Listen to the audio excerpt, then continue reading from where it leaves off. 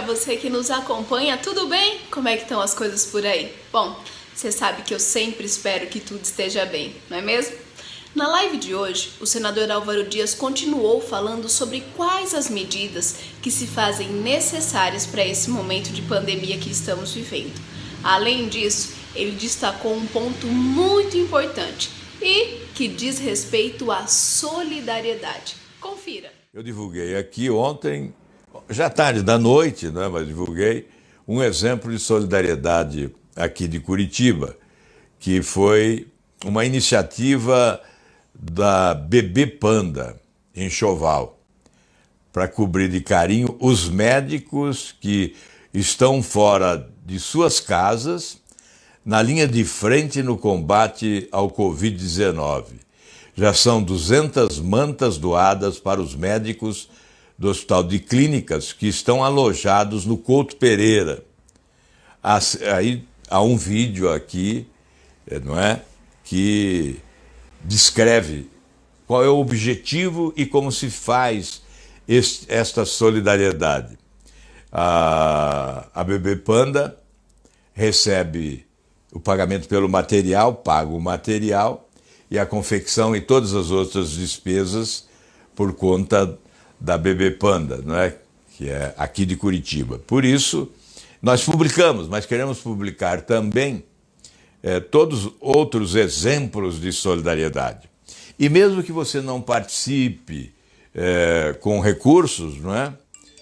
Por mais limitados que eles sejam, mesmo que você não participe, o fato de você estimular o ato já é uma grande coisa, já é uma contribuição, já é uma participação. Então, o fato de você entrar aqui na minha página do Facebook e clicar aqui curtindo a matéria é uma demonstração de que você está apoiando esse ato de solidariedade. Ou compartilhando o post é uma demonstração de que você está apoiando esse ato de solidariedade. Ou fazendo um comentário de estímulo, você está estimulando a solidariedade no país, que deve ser a palavra do momento. Ou nós aprendemos a ser solidários, ou perderemos fé no nosso futuro. Nós estamos verificando agora, de um lado, revelações de solidariedade surpreendentes, e de outro lado, uma insensibilidade humana incrível. Como as pessoas atacam, como as pessoas ficam nervosas, alucinadas, quando alguém defende, por exemplo, o isolamento social, como se fosse um crime defender o isolamento social. Então, esse tipo de comportamento está se revelando também neste momento. Provavelmente ele sempre existiu, certamente sempre existiu, mas nós não tínhamos essa transparência de hoje, esse debate constante nas redes sociais, as pessoas se manifestando e vendo muitas vezes o negativo onde há o desejo do positivo, não é? Então, isso tem acontecido muito, mas é um aprendizado. Nós estamos vivendo um aprendizado incrível. É óbvio que nós sabemos que sempre foi uma realidade a inversão de valores, a inversão de prioridades, as incompreensões, as injustiças, sempre foi uma realidade. Mas nesse momento, me parece que isso explode, né? De forma contundente, revelando algumas pessoas que estavam na toca, não é? Estavam na toca. Eu soube que aqui em Curitiba o Museu do Holocausto tomou providências legais contra uma cidadã pelo seu comportamento nas redes sociais. Um comportamento agressivo, né? Racista. Enfim, nós estamos vivendo esse momento delicado na vida do nosso país, né? E que realmente isso seja uma passagem, que nós possamos ser iluminados para sairmos desta pandemia e dessa tragédia que nós estamos vivendo como seres humanos melhores, né? eu imagino que isso seja possível. Eu vou dar voz aqui também a algumas pessoas que se manifestam aqui e nos honram, né, com a presença. Muito obrigado mesmo pela presença de todos aqui no nosso modesto espaço de divulgação, não é? Que esse modesto espaço de comunicação que temos para conversar com vocês, e eu faço isso quase que diariamente, né? Eu ontem até me manifestei no Senado, na sessão à distância, né?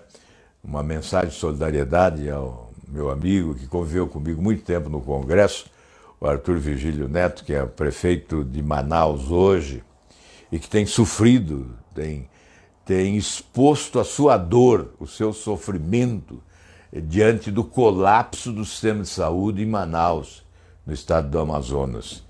E ontem a televisão mostrou dramaticamente cenas emocionantes.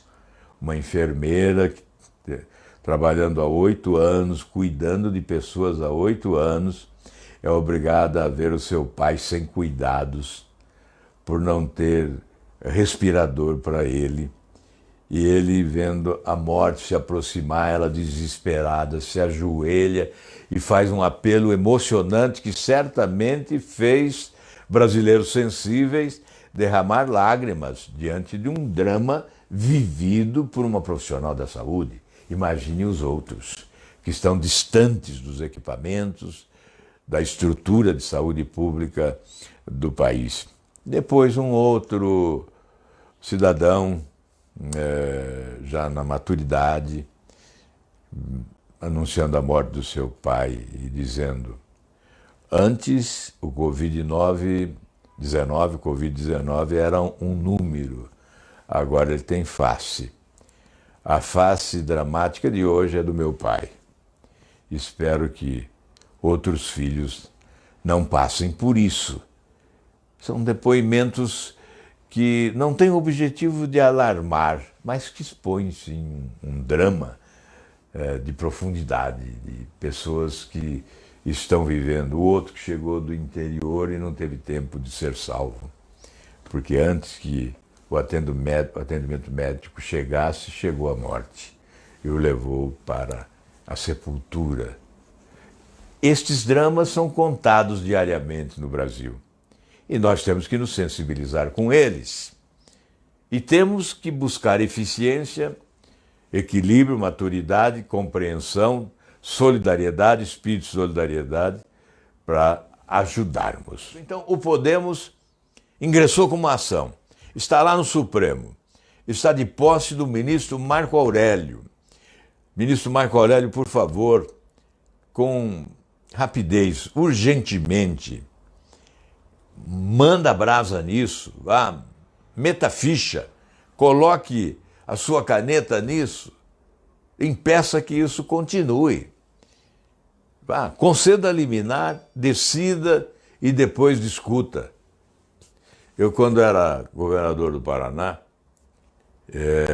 e tinha aquela prisão administrativa, que eu acho que fui o único chefe de executivo no país que usou a prisão administrativa, esse instrumento. Quando havia uma denúncia de corrupção, o governador instaurava um inquérito administrativo. Se confirmada a corrupção, se houve desvio, o próprio governador decretava a prisão, não passava pelo Poder Judiciário. E eu decretei várias prisões, logo que assumi o governo do Paraná. Não me falha a memória, foram 28 prisões, né? E quando havia muita celeuma, não deve, eu dizia: prende primeiro e discute depois. Em primeiro lugar, a sociedade. Prende primeiro e discute depois. Porque se nós vamos ficar discutindo, nós vamos favorecer a impunidade, a roubalheira, a corrupção. Neste caso, é incompreensível. Eu, sinceramente, não posso entender isso. Ficar do lado de um marginal. Vamos lá, a intenção é preservar a vida do marginal, porque ele pode ser contaminado.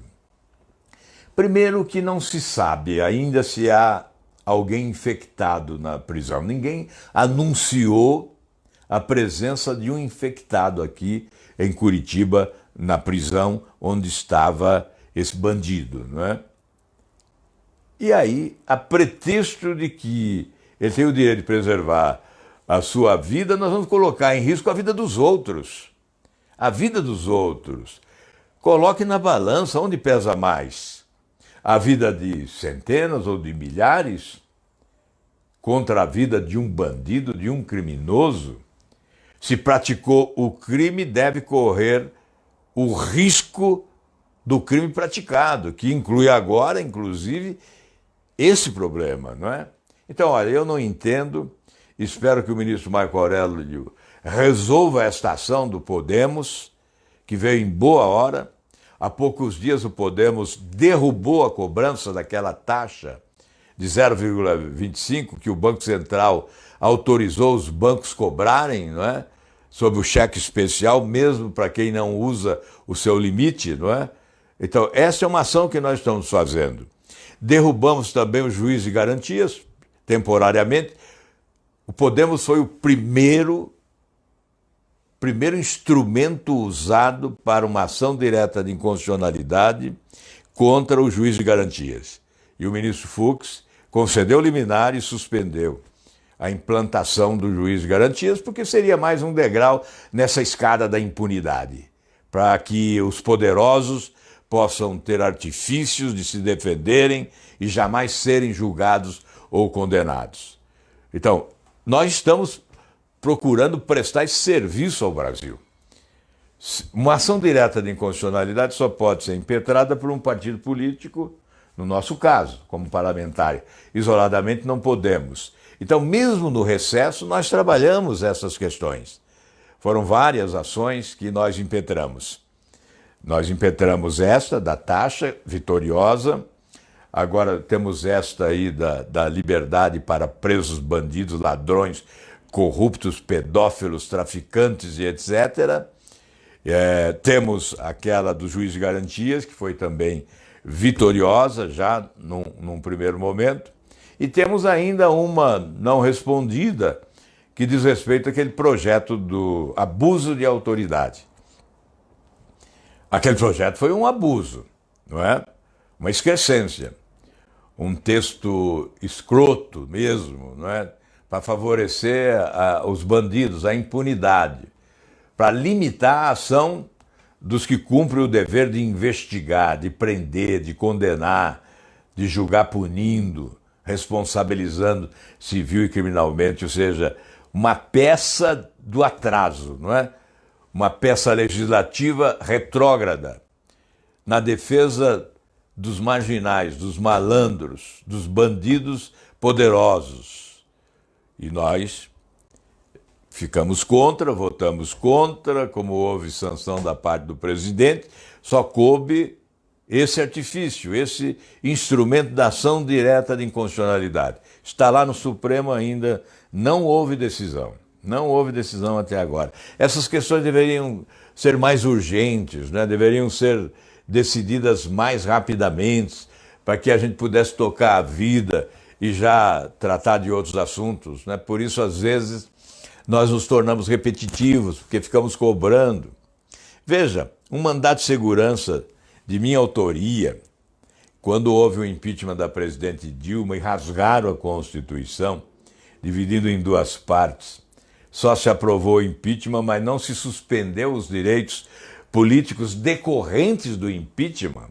Então rasgaram a Constituição. Eu ingressei com mandado de segurança, não foi julgado até hoje. Ela, inclusive, a Dilma pôde ser candidata, e já que a justiça não fez nada, o povo de Minas Gerais fez e a derrotou. Nós temos que cumprir a Constituição. Ela existe não apenas para ser cantada, mas para ser vivida. E foi uma traição à Constituição esse ato, comandado pelo presidente do Supremo à época, Lewandowski, e pelo presidente do Senado à época, Renan Calheiros. Esse ato se constitui traição à Constituição. E o que disse Ulisses Guimarães? traidor da Constituição é traidor da pátria.